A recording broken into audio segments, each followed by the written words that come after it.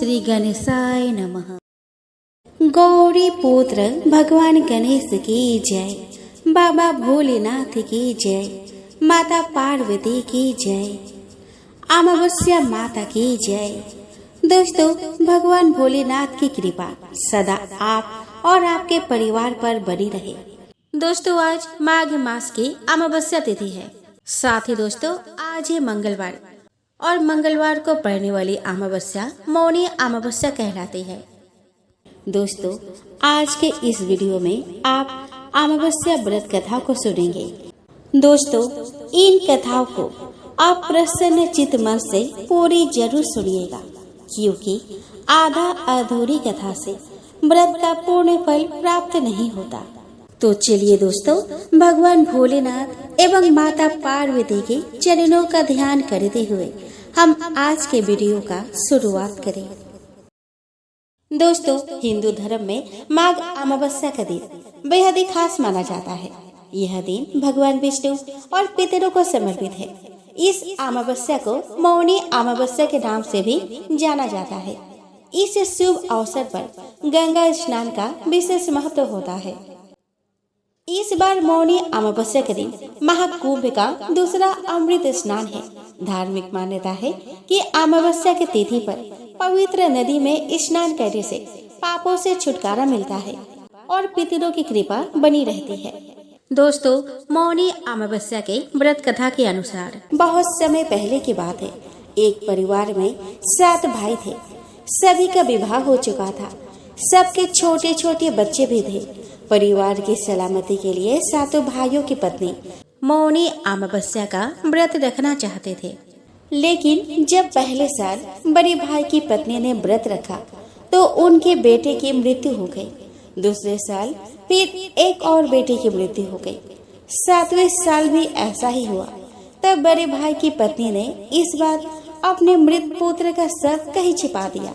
गांव के कुलदेवी माँ अमावस्या उस समय गांव के लोगों की रक्षा के लिए पहरा दे रही थी। उन्होंने जब इस दुखी माँ को देखा तो वजह जाननी चाहिए। तब बड़े भाई की पत्नी ने सारा किस्सा माँ अमावस्या को सुनाया तो देवी को उस पर दया आ गई। माँ अमावस्या ने उस दुखी माँ से कहा कि वह उन सभी स्थानों पर हल्दी छिड़क दे जहाँ जहाँ उनके बेटों का अंतिम संस्कार हुआ था। तब बड़े भाई की पत्नी ने ऐसा ही किया। जब वह घर लौटी तो 7 पुत्रों को जीवित देख उनकी खुशी का ठिकाना न रहा। तभी से उस गांव की हर माता अपनी संतान की लंबी उम्र की कामना से मौनी अमावस्या का व्रत रखने लगी। आज के दिन यह कथा सुनी और पढ़ी जाती है। दोस्तों, एक साहूकार के 7 बेटे 7 बहू और एक बेटी थी। साहूकार के घर एक जोगी भिक्षा मांगने आता था। जोगी को साहूकार की बहू भिक्षा देती थी तो वह ले लेता था, लेकिन जब बेटी देती थी तब वह भिक्षा नहीं लेता था और कहता था कि बेटी सुहागन तो है पर इसके भाग में दुहाग लिखा है। यह बात सुनकर बेटी को चिंता होने लगी और उसका शरीर कमजोर होने लगा।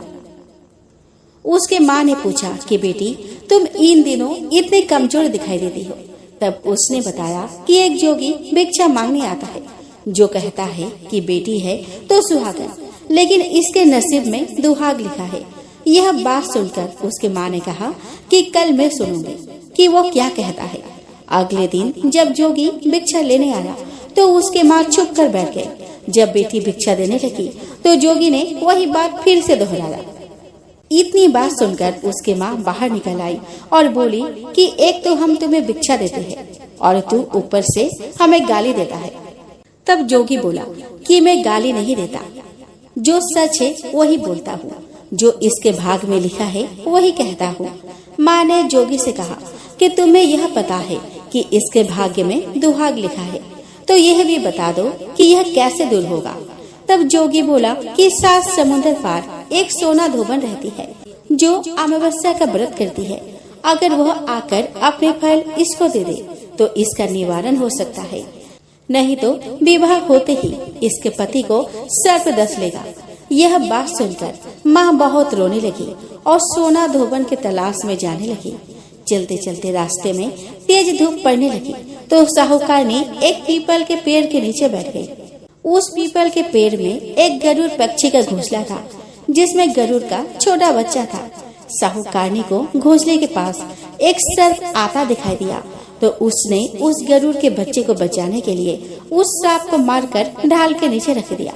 जब गरुड़ और पंखनी आए तो घोंसले के पास खून देखकर क्रोधित हो उठे और साहूकारनी को चोंच मारने लगे।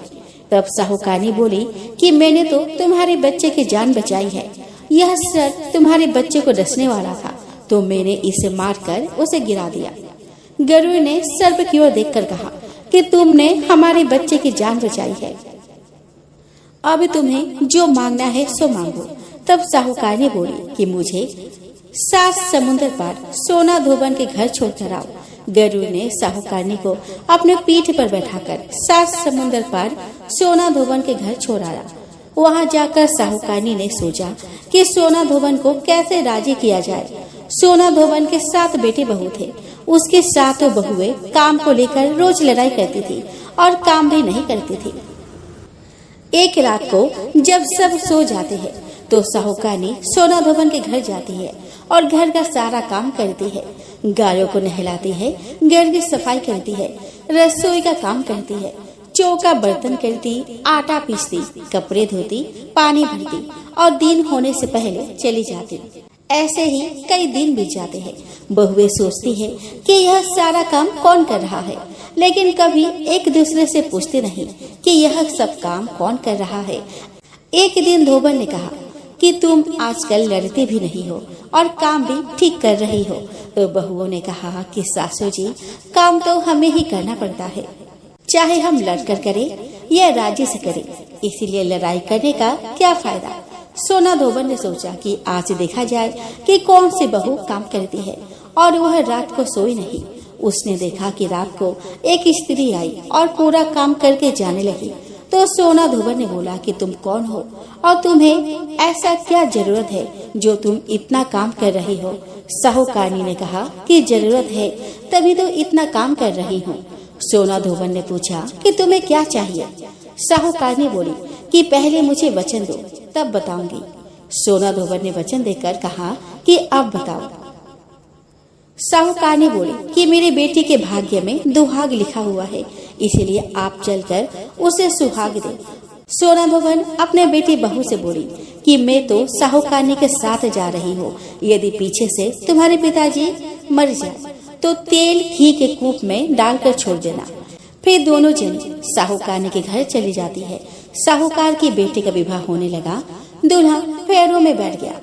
सोना धोबन दूल्हे के घुटने के पास कच्चा करवा रखा, उसमें दूध डाला और तात का तार लेकर बैठ गए। थोड़ी देर बाद सांप दूल्हे को डसने के लिए आया। सोना धोबन ने करवा आगे रखा और तार से बांध दिया, लेकिन दूल्हा डर के मारे मर गया।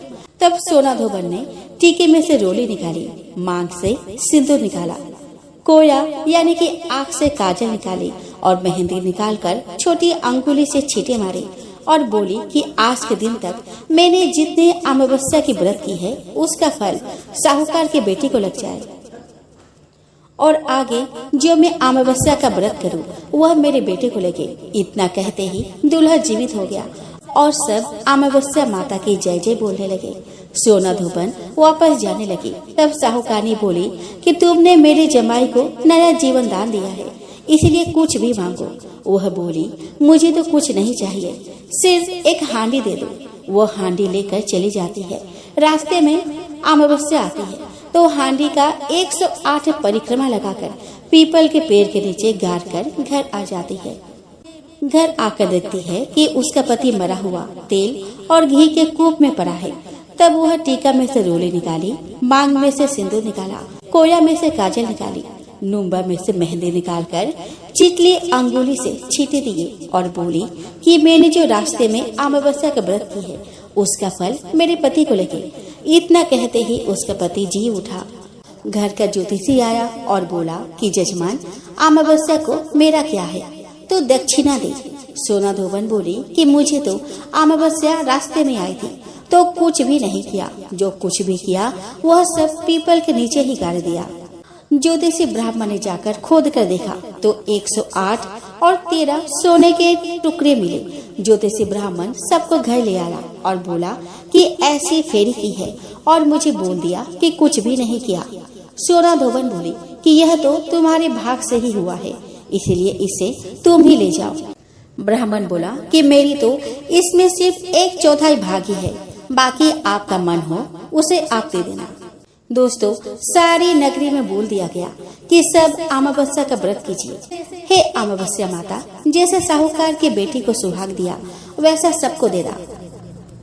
अमावस्या की कहानी कहने वाले को, अमावस्या की कहानी सुनने वालों को, हामी भरने वाले को और अपने पूरे परिवार को देना। जय अमावस्या माता। दोस्तों, एक समय की बात है, एक भाई बहन रहते थे।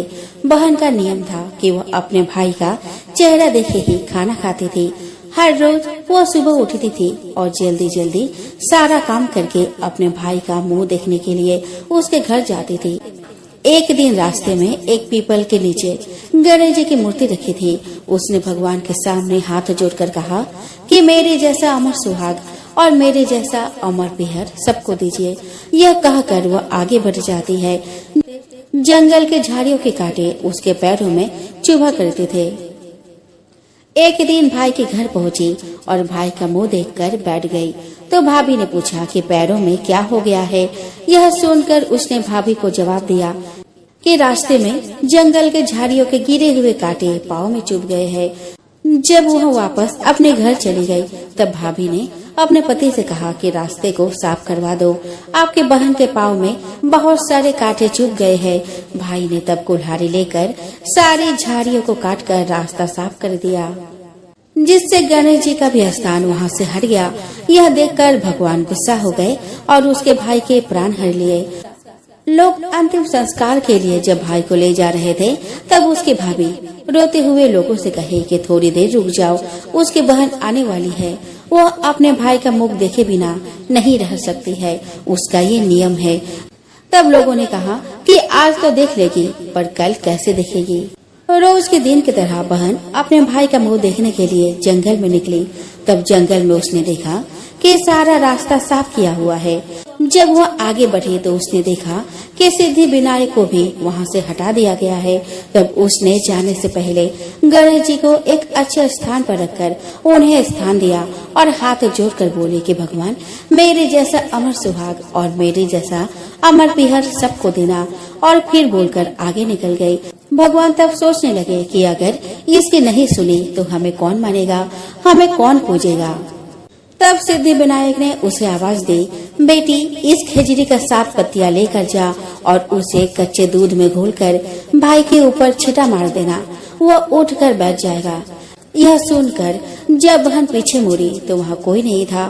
फिर वह यह सोचने लगी कि ठीक है, जैसा सुना वैसा ही कर लेती हूँ। फिर वह 7 खजूरी के पत्तियों को लेकर अपने भाई के घर पहुँची। उसने देखा कि वहाँ कई लोग बैठे हुए हैं। भाभी बैठी रो रही है और भाई की लाश रखी है। तब उसने उस पत्तियों को बताए हुए नियम के तहत भाई के ऊपर इस्तेमाल किया। तब भाई उठकर बैठ गया। भाई बहन से बोला कि मुझे बहुत ही गहरी नींद आ गई थी। तब बहन बोले कि यह नींद किसी दुश्मन को भी न आए और उसने सारी बात अपने भाई को बता दी। तो मान्यता के अनुसार यह है गणेश जी की चमत्कारी कहानी। दोस्तों, दैत्यराज कालनेमी की कन्या वृंदा का विवाह जालंधर से हुआ। जालंधर महाराक्षस था। अपने सत्ता के मध्य में चूर उसने माता लक्ष्मी को पाने की कामना से युद्ध किया, परंतु समुद्र से ही उत्पन्न होने के कारण माता लक्ष्मी ने उसे अपने भाई के रूप में स्वीकार किया। वहां से पराजित होकर वह देवी पार्वती को पाने की लालसा से कैलाश पर्वत पर गया। भगवान देवाधिदेव शिव का ही रूप धरकर माता पार्वती के समीप गया, परंतु माँ ने अपने योग बल से उसे तुरंत पहचान लिया और वहाँ से अंतर्ध्यान हो गई। देवी पार्वती ने क्रोध होकर सारा वृतांत भगवान विष्णु को सुनाया। जालंधर की पत्नी वृंदा अत्यंत पतिव्रता स्त्री थी। उसी के पतिव्रता धर्म की शक्ति से जालंधर न तो मारा जाता था और न ही पराजित होता था। इसीलिए जालंधर का नाश करने के लिए वृंदा के पतिव्रता धर्म को भंग करना बहुत ही आवश्यक था। इसी कारण भगवान विष्णु ऋषि का वेश धारण करके वन में जा पहुँचे। वहाँ वृंदा अकेली भ्रमण कर रही थी। भगवान के साथ मायावी राक्षस भी थे, जिन्हें देखकर वृंदा भयभीत हो गई। ऋषि ने वृंदा के सामने पल में दोनों को भस्म कर दिया। उनकी शक्ति देखकर वृंदा ने कैलाश पर्वत पर महादेव के साथ युद्ध कर रहे अपने पति जालंधर के बारे में पूछा। ऋषि ने अपना माया जाल से 2 वानर प्रकट किए। फिर एक वानर के हाथ में जालंधर का सिर और दूसरे हाथ में धड़। अपने पति की यह दशा देखकर वृंदा मूर्छित होकर नीचे गिर पड़ी।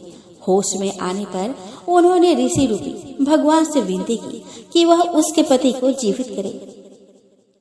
भगवान ने अपनी माला से पुनः जालंधर का सिर धड़ से जोड़ दिया और स्वयं ही उसे शरीर में प्रवेश कर गए। वृंदा को इस छल का तनिक भी आभास न हुआ। जालंधर बने भगवान के साथ वृंदा पतिव्रता का व्यवहार करने लगी, जिससे उसका सतीत्व भंग हो गया। ऐसा होते ही वृंदा का पति जालंधर युद्ध में हार गया। इस सारी लीला का जब वृंदा को पता चला तो उसने क्रोध होकर भगवान विष्णु को हृदयहीन शिला होने का श्राप दे दिया। अपने भक्त के श्राप को भगवान विष्णु ने स्वीकार किया और शालिग्राम पत्थर बन गए। सृष्टि के पालन करता के पत्थर बन जाने से ब्रह्मांड में असंतुलन की स्थिति हो गई। यह देखकर सभी देवी देवताओं ने वृंदा से प्रार्थना की कि वह भगवान विष्णु को श्राप से मुक्त कर दे। वृंदा ने भगवान विष्णु को श्राप मुक्त कर स्वयं आत्मदाह कर लिया। जहाँ वृंदा भस्म हुई वहाँ तुलसी का पौधा उग गया। भगवान विष्णु ने वृंदा से कहा कि हे वृंदा, तुम अपने सतीत्व के कारण मुझे लक्ष्मी से भी अधिक प्रिय हो गई हो। अब तुम तुलसी के रूप में सदा मेरे साथ रहोगे। जो मनुष्य मेरे शालिग्राम रूप के साथ तुलसी का विवाह कराएगा उसे इस लोक और परलोक में विपुल यश प्राप्त होगा। दोस्तों, एक बार किसी एक नगर में एक साहूकार रहता था। उसके घर में धन की कोई कमी नहीं थी, लेकिन कोई संतान न होने के कारण वह बहुत दुखी था। संतान प्राप्ति के लिए वह हर सोमवार को व्रत रखता था और पूरी श्रद्धा के साथ शिव मंदिर जाकर भगवान शिव और माता पार्वती की पूजा करता था। उसकी भक्ति देखकर एक दिन माँ पार्वती प्रसन्न होकर भगवान शिव से साहूकार की मनोकामना पूर्ण करने का निवेदन किया। पार्वती जी के आग्रह पर भगवान शिव ने कहा कि हे पार्वती, इस संसार में हर प्राणी को उसके कर्मों का फल मिलता है और जिसके भाग्य में जो हो उसे भोगना ही पड़ता है। लेकिन पार्वती जी ने साहूकार की भक्ति देखकर उसकी मनोकामना पूर्ण करने की इच्छा व्यक्त की। माता पार्वती के आग्रह पर शिव जी ने साहूकार को पुत्र प्राप्ति का वरदान तो दे दिया, लेकिन उन्होंने बताया कि यह बालक 12 वर्ष तक ही जीवित रहेगा। माता पार्वती और भगवान शिव की बातचीत को साहूकार सुन रहा था, इसलिए उसे न तो इस बात की खुशी थी और न ही दुख। वो पहले की भांति शिव जी की पूजा करता रहा। कुछ समय बाद साहूकार की पत्नी ने एक पुत्र को जन्म दिया। जब वह बालक 11 वर्ष का हुआ तो उसे पढ़ने के लिए काशी भेज दिया गया। साहूकार ने पुत्र के मामा को बुलाकर उसे बहुत सारा धन देते हुए कहा कि तुम इस बालक को काशी विद्या प्राप्ति के लिए ले जाओ। तुम लोग रास्ते में यज्ञ कराते जाना और ब्राह्मणों को भोजन दक्षिणा देते हुए जाना।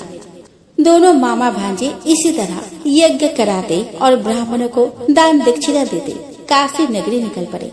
इस दौरान रात में एक नगर पड़ा जहाँ नगर के राजा की कन्या का विवाह था, लेकिन जिस राजकुमार से उसका विवाह होने वाला था वह एक आंख से काना था। राजकुमार के पिता ने अपने पुत्र के काना होने की बात को छुपाने के लिए उसने सोचा कि क्यों न मैं साहूकार के पुत्र को दूल्हा बनाकर राजकुमारी से विवाह करा दूं। विवाह के बाद इसको धन देकर विदा कर दूंगा और राजकुमारी को अपने नगर ले आऊंगा। लड़के को दूल्हे के वस्त्र पहनाकर राजकुमारी से विवाह करा दिया गया।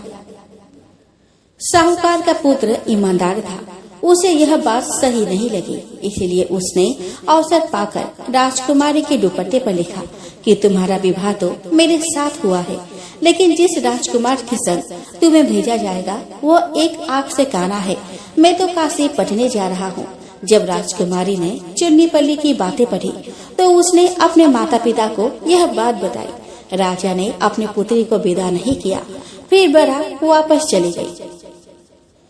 दूसरी ओर साहूकार का लड़का और उसका मामा काशी पहुँचे और वहाँ जाकर उन्होंने यज्ञ किया। जिस दिन लड़का 12 साल का हुआ उस दिन भी यज्ञ का आयोजन था। लड़के ने अपने मामा से कहा कि मेरी तबीयत कुछ ठीक नहीं है। मामा ने कहा कि तुम अंदर जाकर आराम कर लो। शिव जी के वरदान अनुसार कुछ ही देर में उस बालक के प्राण निकल गए। मृत भांजे को देखकर उसके मामा ने विलाप करना शुरू किया। संजोग बस उसी समय शिव जी और माता पार्वती उधर से जा रहे थे। पार्वती माता ने भोलेनाथ से कहा कि स्वामी, मुझे इसके रोने के स्वर सहन नहीं हो रहा। आप इस व्यक्ति के कष्ट को अवश्य दूर करें। जब शिव जी मृत बालक के समीप गए तो वह बोले कि यह उसी साहूकार का पुत्र है जिससे मैंने 12 बरस की आयु का वरदान दिया था। अब इसकी आयु पूरी हो चुकी है। लेकिन मातृ भाव से विभोर माता पार्वती ने कहा कि हे महादेव, आप इस बालक को और आयु देने की कृपा करें, अन्यथा इसके वियोग में इसके माता पिता भी तड़प तड़प कर मर जाएंगे। माता पार्वती के पुनः आग्रह पर भगवान शिव ने उस लड़के को जीवित होने का वरदान दे दिया। शिव जी की कृपा से वह लड़का जीवित हो गया। शिक्षा पूरी करके लड़का मामा के साथ अपने नगर की ओर वापस चल दिया। दोनों चलते हुए उसी नगर में पहुँचे जहाँ उसका विवाह हुआ था। उस नगर में भी उन्होंने यज्ञ का आयोजन किया। उस लड़के के ससुर ने उसे पहचान लिया और महल में ले जाकर उसकी खातिरदारी की और अपने पुत्री को विदा किया। इधर साहूकार और उसकी पत्नी भूखे प्यासे रहकर बेटे की प्रतीक्षा कर रहे थे। उन्होंने प्रण कर रखा था कि यदि उन्हें अपने बेटे की मृत्यु का समाचार मिला तो वह भी प्राण त्याग देंगे। परंतु अपने बेटे के जीवित होने का समाचार पाकर वह बेहद प्रसन्न हुए। उसी रात भगवान शिव ने साहूकार के स्वप्न में आकर कहा कि हे सृष्टि, मैंने तेरे सोमवार के व्रत करने और व्रत कथा सुनने से प्रसन्न होकर तेरे पुत्र को लंबी आयु प्रदान की है। इसी प्रकार जो कोई सोमवार व्रत करता है और कथा सुनता और पढ़ता है उसके सभी दुख दूर होते हैं और सभी मनोकामनाएं पूर्ण होती है। दोस्तों, गर्भ गीता की शुरुआत में अर्जुन भगवान से यही प्रश्न पूछते हैं कि आत्मा का पुनः पुनः जन्म क्यों होता है। इस जन्म में उसके क्या कर्तव्य होते हैं, किन पाप कर्मों के कारण वह जीवन में अनेक दुखों को पाता है और किन कर्मों के कारण वह जीवन में अनेक सुखों की प्राप्ति करता है, और अंत में वह कौन सा मार्ग है जिसके द्वारा वह मोक्ष और मुक्ति को प्राप्त करता है। अर्थात वह आत्मा कब भगवान में ही लीन हो जाती है और उस आत्मा का जन्म मरण का सारा दुख समाप्त हो जाता है। परंतु जिसे मुक्ति नहीं मिलती उन्हें अलग अलग योनियों में जन्म लेकर अपने अच्छे व बुरे कर्म को भोगना पड़ता है। अर्जुन कहते हैं कि हे भगवान, कृपया बताइए कि जीव जब गर्भ में आता है तो वह किस पूर्व कर्म के कारण आता है। हे मधुसूदन, प्राणी जन्म के पूर्व गर्भवास का कष्ट भोगता है और जन्म लेते समय भी असहाय कष्ट पाता है। इसके उपरांत वह संसार में रहकर रोग पीड़ा भोगता है, उसे बुढ़ापा आता है, प्राणी की मृत्यु भी होती है। अस्तु प्रभु जी, कृपया यह बताएं कि वे कौन सा कर्म है जो प्राणी को जन्म मरण से रहित बनाते हैं। श्री भगवान कहते हैं कि हे अर्जुन, जन्म मरण का बंधन उन प्राणियों की नियति है जो संसार में लिप्त रहते हैं। ऐसे प्राणी संसार में अनुरक्त रहते हैं, अर्थात संसार के नश्वर पदार्थों से ही प्रेम करते हैं। वे संसारिक वस्तुओं की कामना करते हैं। प्राणी संसार की माला पाने की चेष्टा तो करता है, परंतु मेरी भक्ति पर ध्यान नहीं देता। इसके कारण वह बारंबार और अनेक योनियों में जाकर जन्म मरण का दुख उठाता है। अर्जुन कहते हैं कि हे जनार्दन, संसारिक माया मोह से मुक्ति तो बहुत कठिन है। माया चित हर लेती है। मन, काम, क्रोध, लोभ, मोह और अहंकार रूपी विकार से घिरा मदमस्त हाथी है। तृष्णा रूपी शक्ति इसे प्रेरणा देती है। 5 विकारों में अहंकार प्रबल है जो कि प्राणी को नरक में ले जाता है। हे ऋषिकेश, इस मदमस्त हाथी को कैसे भस्म किया जाए? मन को भक्ति में लगाने हेतु क्या उपाय करना उचित है? श्री भगवान कहते हैं कि हे धनंजय, जैसे मदमस्त हाथी को भस्म करने के लिए अंकुश की आवश्यकता होती है, उसी प्रकार मन को भस्म करने के लिए अभ्यास द्वारा ज्ञान प्राप्त करना आवश्यक होता है। भक्ति और ज्ञान बराबर अभ्यास करते रहने पर ही प्राप्त होती है। अर्जुन कहते हैं कि हे मधुसूदन, आपकी भक्ति के लिए कोई वन खंडों में जा रमते हैं और कोई बैरागी बनकर स्थान स्थान पर भ्रमण करते रहते हैं। हे प्रभु, कृपया बताएं कि आपकी भक्ति कैसे मिल सकती है? श्री भगवान बोलते हैं कि हे अर्जुन, मेरी खोज में वन वन भटकते सन्यासी अथवा स्थान स्थान पर जाने वाले बैरागी मुझे तब तक प्राप्त नहीं कर पाते जब तक उनके हृदय में मेरा निवास नहीं होता। तब अथवा बैराग्य का अहम तो मेरी भक्ति पाने में बाधा डालता है। जटा धारण करने अथवा भस्म लगा बैरागी बनने मात्र से जीव मेरी कृपा का पात्र नहीं बन जाता। अहंकारी को तो मेरा दर्शन सुलभ ही नहीं होता। मैं शुद्ध हृदय वाले सतत अभ्यासी ऐसे जीव को मिलता हूँ जो काम, क्रोध, मोह, ममता और अहंकार से परे है। अर्जुन कहते हैं कि हे माधव, प्राणी पंच विकार जनित प्रवृत्ति के कारण लौकिक जीवन नष्ट कर लेता है। हे मुरारी, कृपया बताएं कि वह कौन सा पाप है जिसके कारण किसी व्यक्ति की स्त्री असमय मर जाती है? किन पापों के फल स्वरूप अल्पायु में पुत्र मर जाता है? कौन से पाप के कारण व्यक्ति वीर्यहीन हो जाता है? श्री भगवान कहते हैं कि किसी का लिया हुआ ऋण नहीं चुकाने वाला व्यक्ति पत्नी हानि का दुख उठाता है, उसी प्रकार किसी की धरोहर को न लौटाने वाले का पुत्र अल्प आयु में मर जाता है। किसी को सहयोग सहायता का आश्वासन देकर भी समय आने पर सहयोग न करने वाला वीरहीन होता है। यह सब भयंकर पाप है जो स्त्री पुरुष एकांकी भोगते हैं। अर्जुन कहते हैं कि हे दयानिधि, किस पाप के फल स्वरूप प्राणी सतत रोगी रहता है और किस कुकर्म के फल स्वरूप बोझा ढोने वाला जघन्य पशु बनता है? श्री भगवान कहते हैं कि हे अर्जुन, कोई सौभाग्य काक्षिणी कन्या को बेचने वाला सतत रोगी रहता है। अभक्ष्य भोजन और मादक द्रव्य का सेवन करने वाला अधम योनि में जन्म लेता है। झूठी गवाही देने वाला, भोजन बनाकर पंच कबल कर स्वयं भोजन करने वाला बिल्ली और सूकर की योनि प्राप्त करता है। अर्जुन कहते हैं कि हे प्रभु, इस संसार में जिनको आपने धन धान्य दिया है और उत्तम साधन दिए हैं, तो उनका पुण्य क्या था? श्री भगवान कहते हैं कि उत्तम रीति से सुयोग्य पात्र को स्वर्ण आदि दान करने वाला धन धान्य और वाहन आदि पाता है। सत्य सनातन वैदिक रीति से सुयोग्य वर को विधि पूर्वक कन्यादान करने वाला उत्तम मानव योनि का अधिकारी बनता है। अर्जुन कहते हैं कि हे प्रभु, संसार में कोई तो सर्वांग सुंदर है और कोई कुरूप है, सो श्रेष्ठ स्वास्थ्य और स्वरूपवान शरीर किन पुण्य से मिलता है? श्री भगवान कहते हैं कि हे कौन्तेय, पुरुष का रूप स्वरूप नहीं, गुण महत्वपूर्ण है, फिर भी आकर्षक देह संत विद्वानों की सेवा एवं निरंतर ज्ञान की आकांक्षा के फलस्वरूप मिलती है।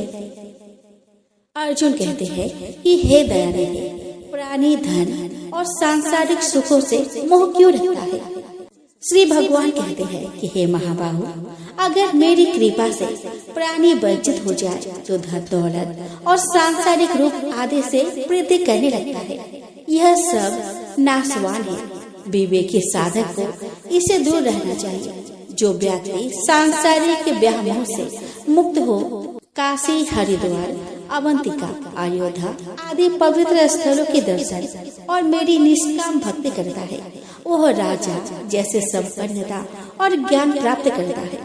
इसी प्रकार विनम्र भाव से दान करने वाला, कामना रहित होकर दूसरों की सेवा करने वाला, सदा अपनी आवश्यकता अनुसार धन पाता है, उसकी काया निरोगी रहती है। अर्जुन कहते हैं कि हे प्रभु, प्राणी में रक्त विकार, खंड वायु, अंधा अथवा पंगुता का कारण क्या है, बताने की कृपा करें। श्री भगवान कहते हैं कि हे धनंजय, मेरे भक्ति से परे माया लिप्त नैसे व्यसनों में रत रहने वाला, क्रोधी, रक्त विकार, आलस्य में डूबे, दारिद्र्य, शील संयम रहित, खंड वायु जैसे रोग से ग्रस्त होते हैं, पतिव्रत धर्म का उल्लंघन करने वाली स्त्री और संयम रहित पति में पंगुता और ज्योतिहीनता आती है। अर्जुन कहते हैं कि हे जगत गुरु, कृपया करके गुरु दीक्षा के विषय में कुछ बताइए। श्री भगवान कहते हैं कि हे कौंतेय, तुम धन्य हो और धन्य है तुम्हारी माता। तुम्हारा यह प्रश्न संसार के लिए कल्याणकारी है। हे पार्थ, संयमी और इंद्रियों को वश में करने वाला कोई सिद्ध पुरुष जो इस भक्ति और परोपकार में लगा हो, गुरु रूप धारण करे। अपने गुरु के मार्गदर्शन में मेरी आराधना कर व्यक्ति गुरु कृपा से मेरी भक्ति पाता है। ऐसे गुरु से विमुख प्राणी सप्तग्राम को मारने का पाप भोगता है। उसका मुख देखना भी पाप है। जैसे मदिरा भांड से सटा गंगाजल अशुद्ध हो जाता है, उसी प्रकार गुरुद्रोही गृहस्थ साधक की साधना निष्फल रहती है। ऐसा व्यक्ति कुकुर, सूकर, गर्दभ का आदि योनियों को पाता है। वो अजगर के समान आलस्य में डूबा तिरस्कार पाता है। अतः गुरु आज्ञा पालक, साधनशील, व्यसन रहित जीवन व्यतीत करना चाहिए। हे धनंजय, गुरु दीक्षा बिना साधक का उद्धार नहीं होता है। मेरी भक्ति की इच्छा करने वाले को गुरु धारण करना उत्तम है। जैसे नदियों में गंगा, व्रतों में एकादशी और जीवों में मनुष्य तन श्रेष्ठ है, उसी प्रकार साधक की सिद्धियों में गुरु कृपा श्रेष्ठ है। गुरु सेवा का फल अश्वमेध यज्ञ से भी अधिक फलदायी है। इति संपूर्ण गर्भ गीता यही समाप्त होता है।